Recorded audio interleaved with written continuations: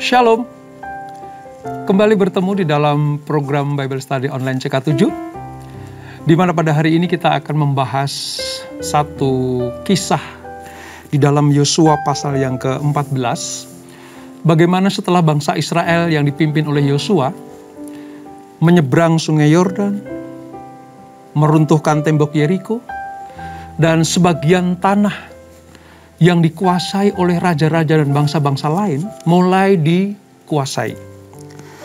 Nah, pada pasal yang ke-14 ini kita akan belajar bagaimana Yosua membagi tanah Kanaan untuk diduduki oleh sebagian suku-suku Israel. Dan nanti bagian yang kedua tentang Kaleb, rekan Yosua yang luar biasa ini mendapatkan wilayah di daerah Hebron. Nah, seperti apa kisahnya? Kita akan pelajari, kita akan ambil manfaatnya, dan kita akan hidup di dalam kebenaran firman Allah ini. Namun terlebih dahulu mari kita hampiri Tuhan, kita minta tuntunan Tuhan, Roh Kudus yang akan mengurapi kita semuanya. Kita sembah Dia, saudara. Kami sembah Engkau, ya Yesus, sebab Engkau Allah yang baik. Hati kami penuh dengan ucapan syukur. Ucapan syukur hanya kepadamu Tuhan, hanya kepadamu Yesus, hanya kepadamu Roh Kudus. Kami naikkan syukur kami Tuhan, kami naikkan syukur kami Yesus, penuh limpah. Betapa hatiku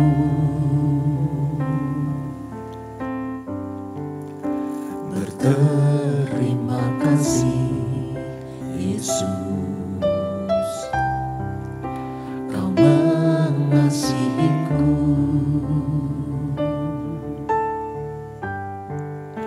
Kau memilikiku.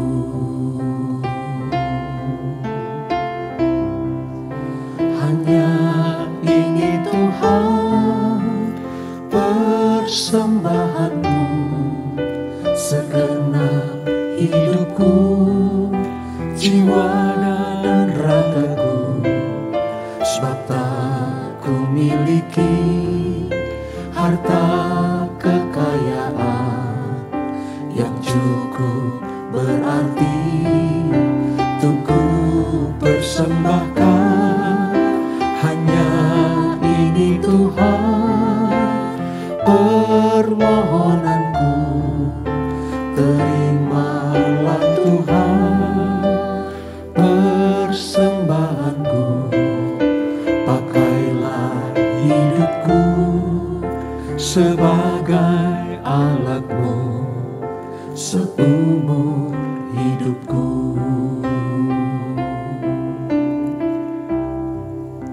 Betapa hatiku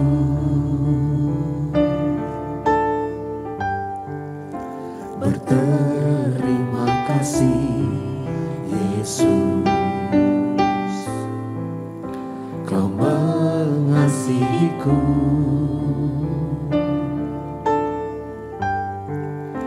Kau memilikiku.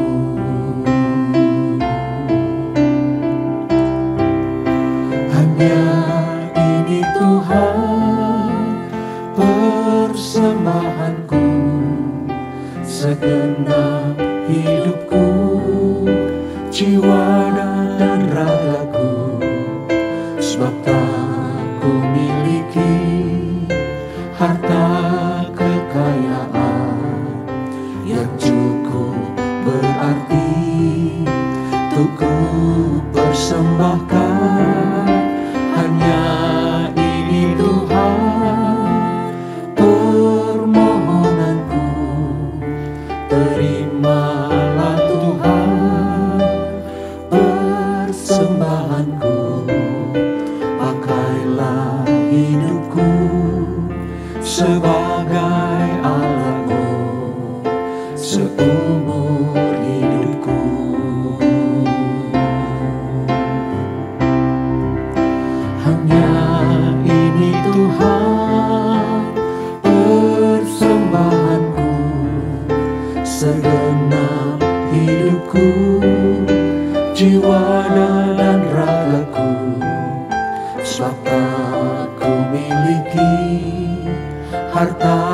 kekayaan yang cukup berarti untuk ku persembahkan. Hanya ini Tuhan permohonanku, terimalah Tuhan persembahanku. Pakailah hidupku sebagai alat-Mu seumur hidupku.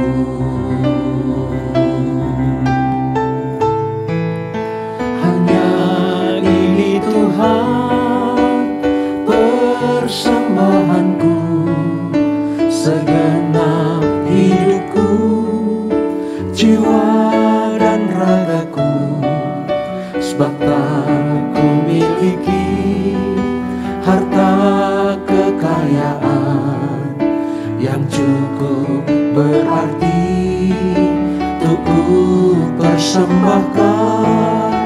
Hanya ini Tuhan permohonanku, terimalah Tuhan persembahanku. Pakailah hidupku sebagai alat-Mu seumur hidupku.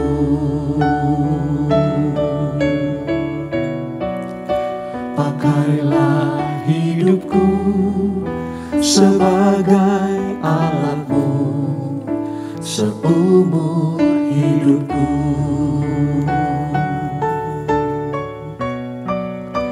Pakailah hidupku sebagai alat-Mu seumur hidupku. Haleluya Yesus. Haleluya. Seumur hidup kami. Haleluya Tuhan.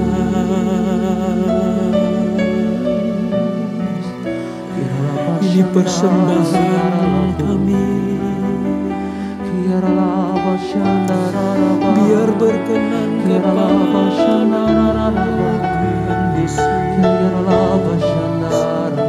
seluruh hidup kami, seluruh kehidupan kami. Bagimu Tuhan, bagimu Yesus.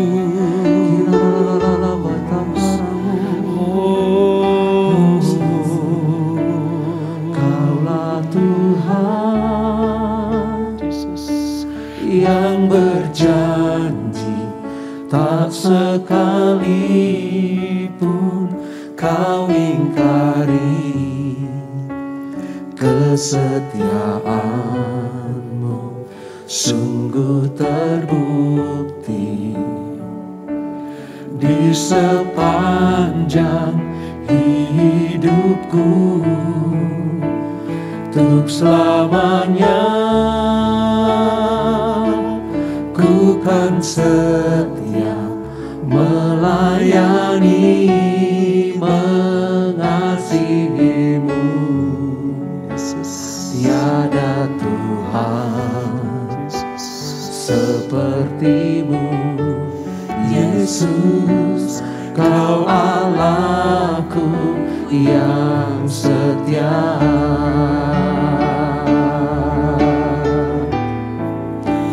Kaulah Tuhan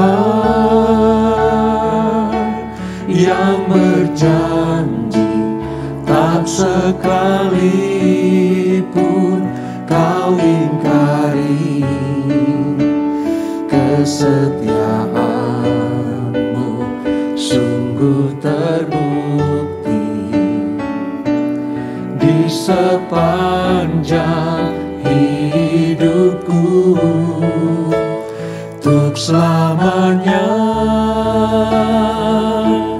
ku kan setia melayani, mengasihi-Mu.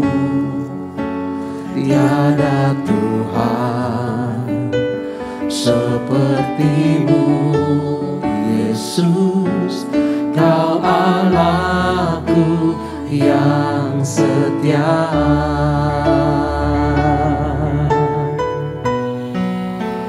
Kaulah Tuhan yang berjanji, tak sekalipun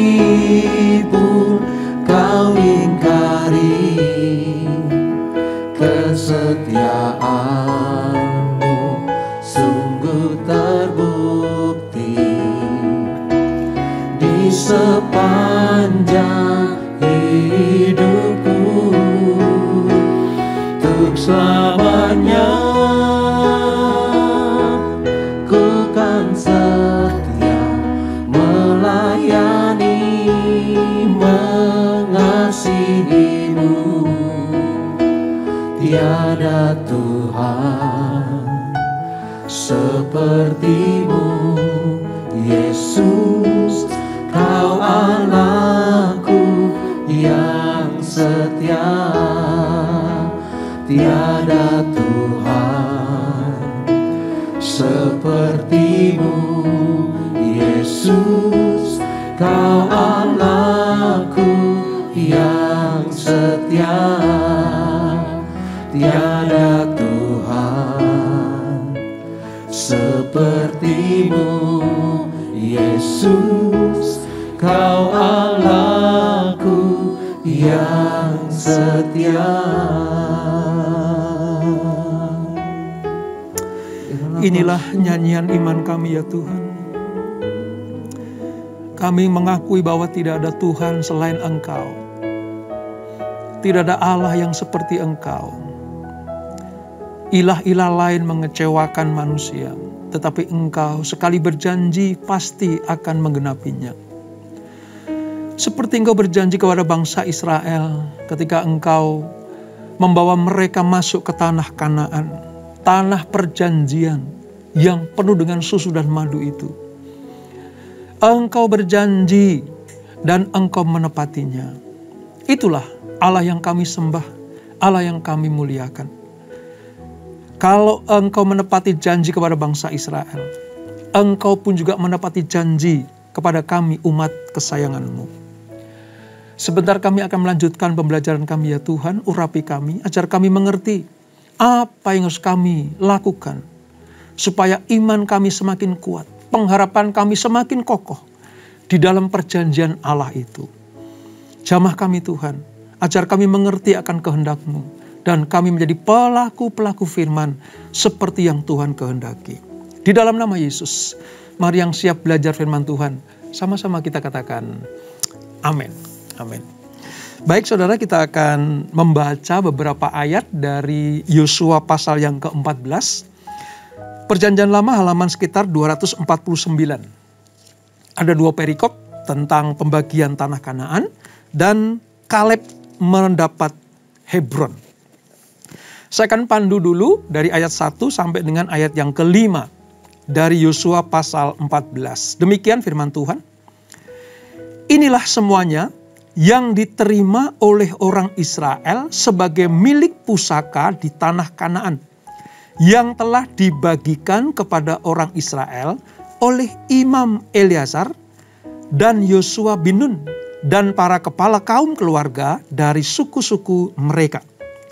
Dengan mengundi milik pusaka itu, seperti yang diperintahkan Tuhan dengan perantaraan Musa, mengenai suku-suku yang 9,5 itu. Sebab kepada suku-suku yang 2,5 lagi telah diberikan Musa milik pusaka di seberang sungai Yordan. Tetapi kepada orang Lewi tidak diberikannya milik pusaka di tengah-tengah mereka. Sebab Bani Yusuf merupakan 2 suku, Manasye dan Efraim. Maka kepada orang Lewi tidak diberikan bagiannya di negeri itu selain dari kota-kota untuk didiami, dengan tanah penggembalaannya untuk ternak dan hewan mereka.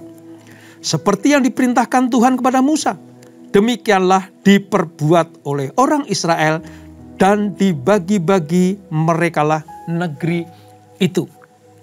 Nah, seperti apa yang pernah kita pelajari saudara, bahwa tanah Kanaan, tanah perjanjian itu memang sudah ada di dalam rencana dan rencana Allah.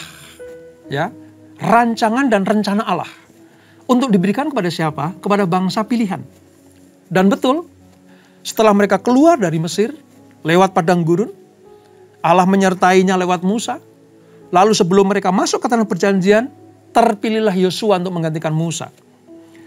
Dan sebelum mereka menyeberang sungai Yordan, sudah ada 2,5 suku yang mendapatkan bagian. Nah, pada Yosua 14 ini, undi diberikan kepada yang 9,5 suku.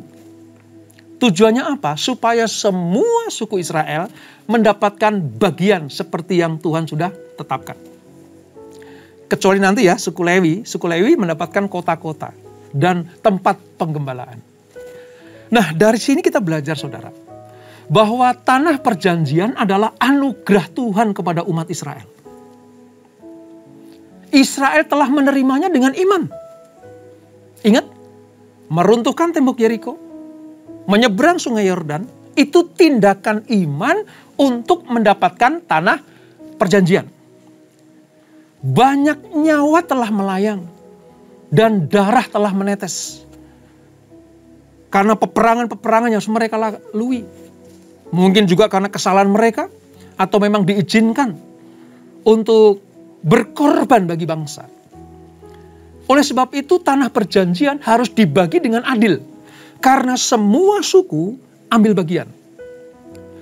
Pembagiannya dengan adil, nah Allah perintahkan lewat Musa dulu bahkan, diundi. Sehingga semua orang akan menikmati hasil jerih lelah mereka karena melakukan perintah Tuhan. Setiap suku harus mendapatkan bagiannya. Tidak boleh ada suku yang ditelantarkan. Semua mendapatkan. Nah, mari kita lihat, saudara. Warisan masing-masing suku itu ditentukan melalui undian. Sejak dari Bilangan pasal yang ke-34, itu dinyatakan. Di dalam pembagian wilayah tersebut, tadi kita baca ya, orang-orang Lewi tidak dihitung sebagai sebuah suku. Karena jabatan mereka sebagai imam Tuhan. Dan Tuhanlah yang menjadi pusaka mereka. Kalau tanahnya dibagikan kepada 11 suku yang lain, itu milik pusaka. Jadi tanah itu milik pusaka bagi suku-suku. 11 suku. Tetapi khusus untuk Lewi, karena dikhususkan, dipersembahkan kepada Tuhan untuk memimpin kegiatan, ya, ibadah, upacara keagamaan, ya, membawa persembahan dari suku Lewi, maka milik pusaka suku Lewi adalah Tuhan sendiri. Jadi Allah sendiri yang menjadi milik pusaka mereka. Nah, mereka tidak mendapatkan tanah seperti yang suku lain dapatkan, tetapi dari suku-suku yang lain memberikan kota-kota kepada orang Lewi. Supaya apa? Tetap terpelihara. Dan inilah kedaulatan Tuhan untuk menetapkan bagian tanah setiap suku itu. Acuannya apa, saudara? Dasarnya apa mereka mendapatkan tanah itu? Yaitu firman Tuhan. Firman Tuhan. Sejak mereka masih di Mesir, sudah dijanjikan oleh Tuhan. Bahkan kalau kita tarik jauh ke belakang, sejak zaman leluhur mereka, Abraham, Bapak Abraham, Allah sudah menjanjikan sebuah tanah yang penuh dengan susu dan madu, serta keturunan yang sebanyak bintang di langit dan pasir di tepi pantai. Dasar itulah. Dasar ketetapan Tuhan itulah. Dasar keputusan Tuhan itulah. Maka setiap suku mendapatkan bagiannya. Ini, saudara. Saudara bisa bayangkan.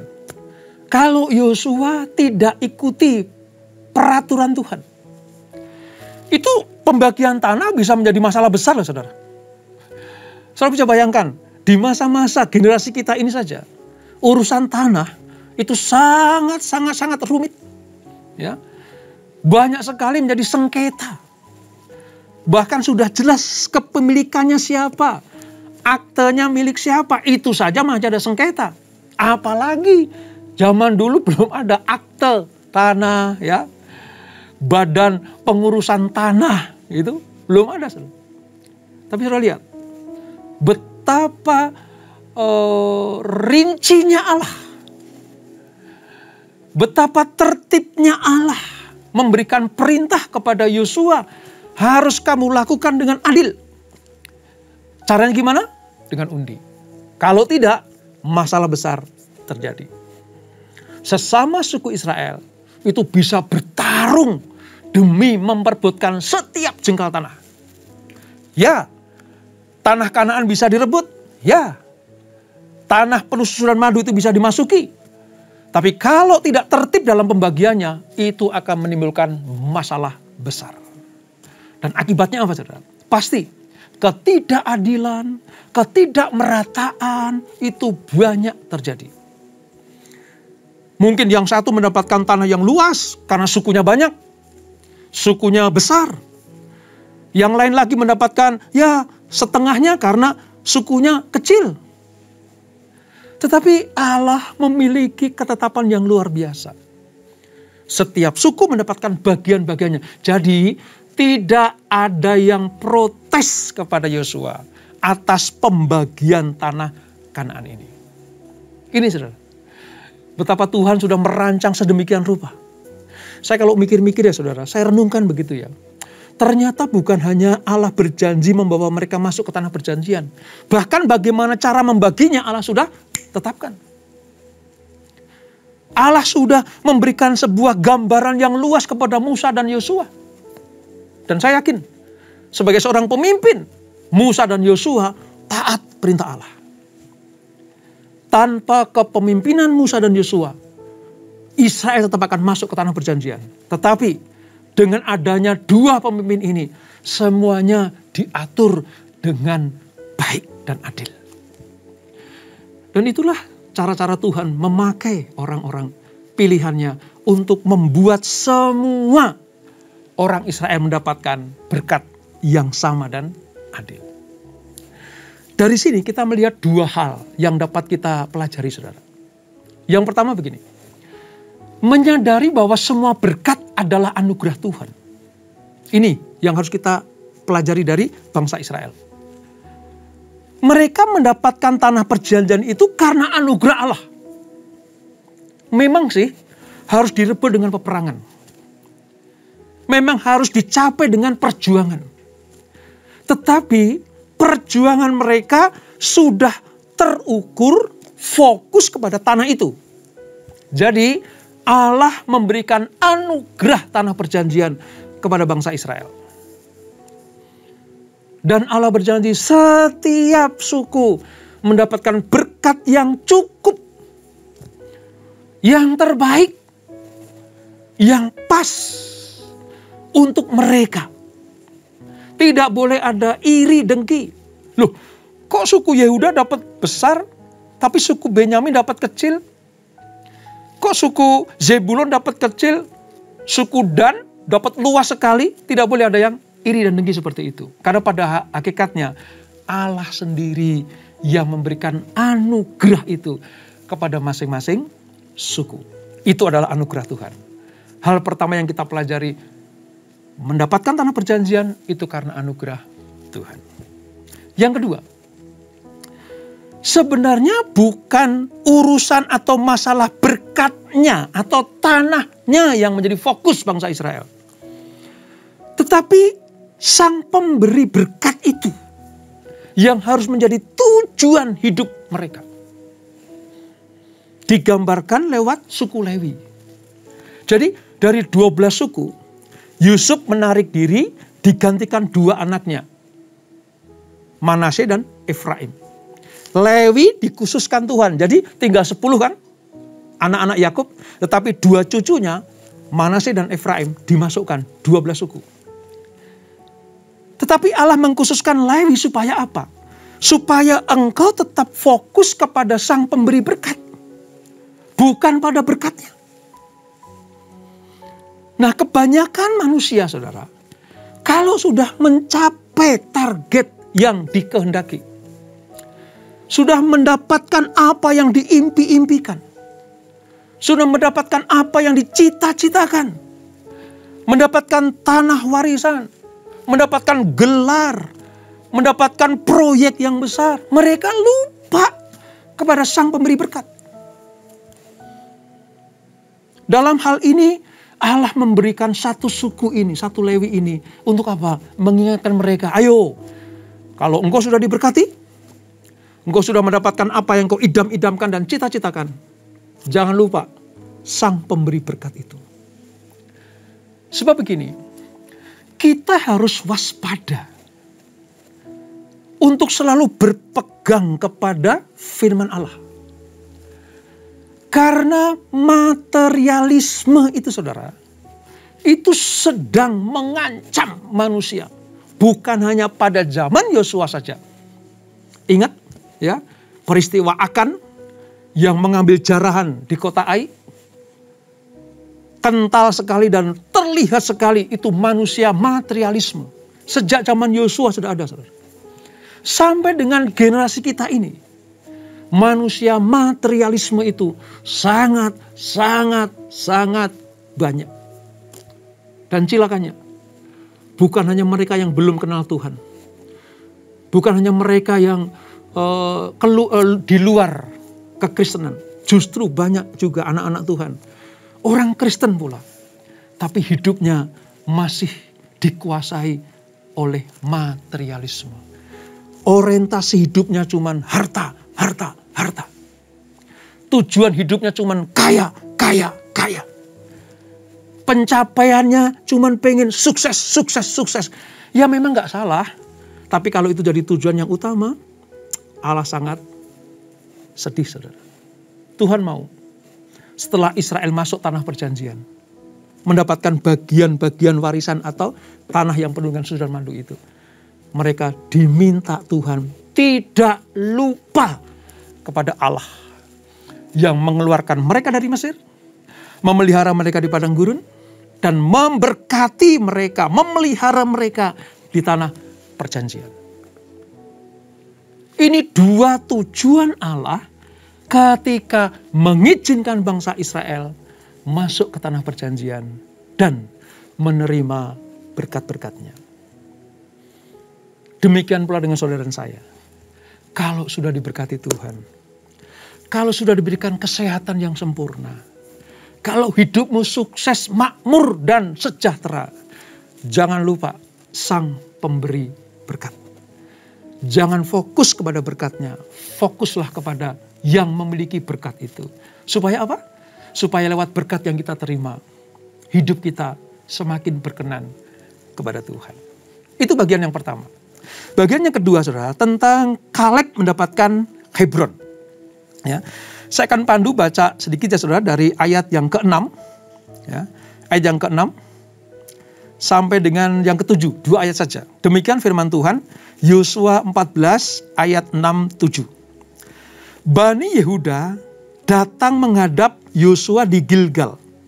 Pada waktu itu berkatalah Kaleb bin Yefune, orang Kenas itu, kepadanya, engkau tahu firman yang diucapkan Tuhan kepada Musa, abdi Allah itu, tentang aku dan tentang engkau di Kades Barnea.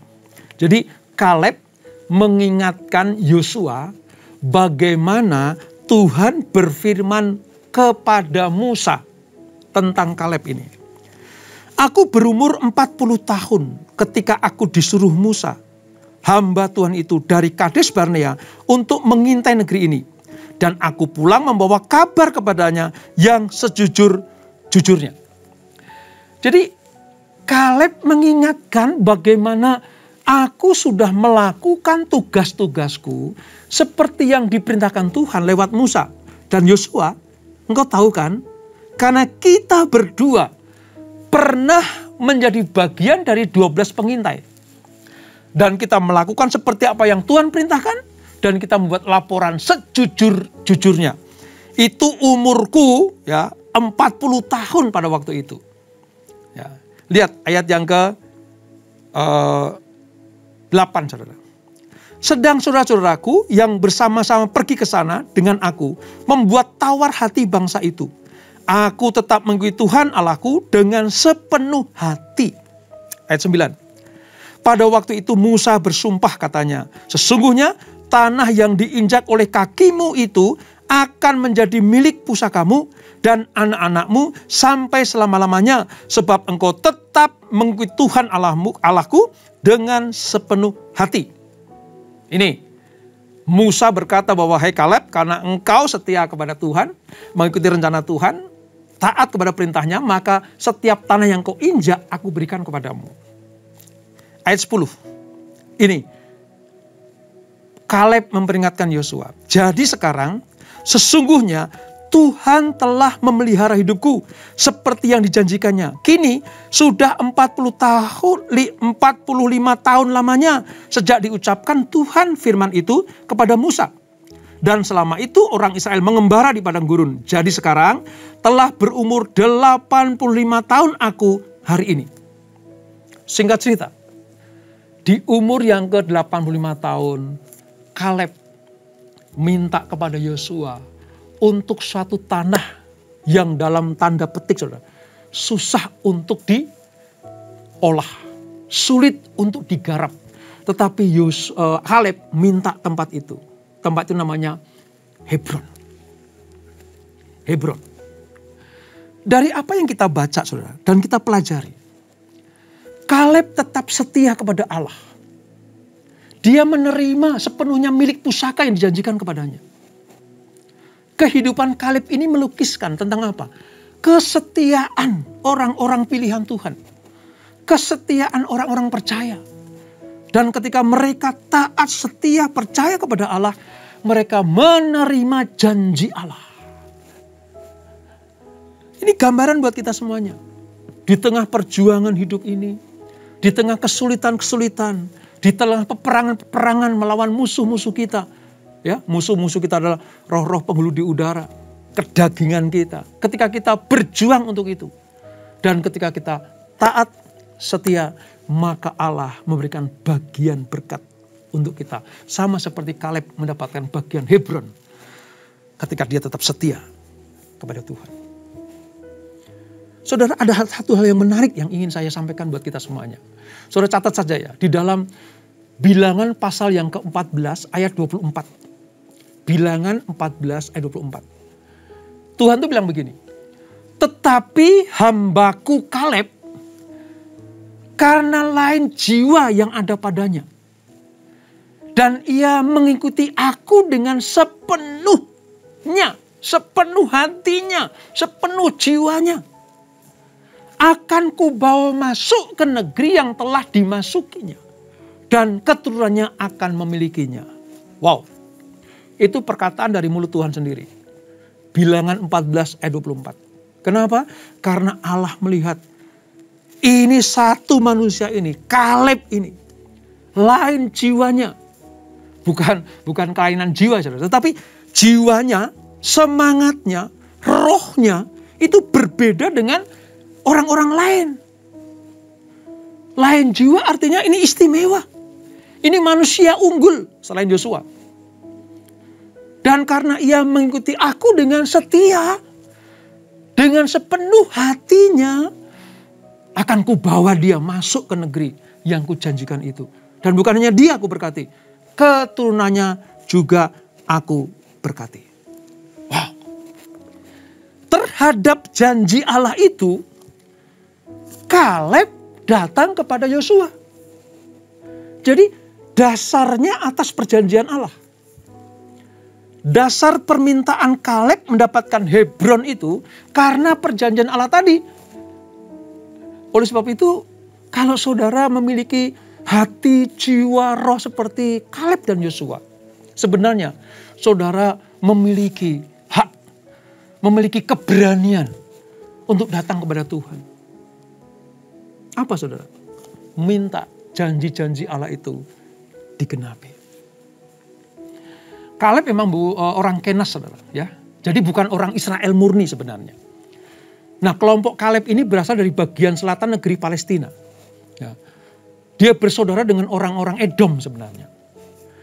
Nah, ketika Kaleb ini dihubungkan dengan orang Israel, khususnya Yehuda, ya, dia mendapatkan anugerah Allah, non-Israel, non-Yahudi, tetapi menjadi bagian dari bangsa pilihan Allah.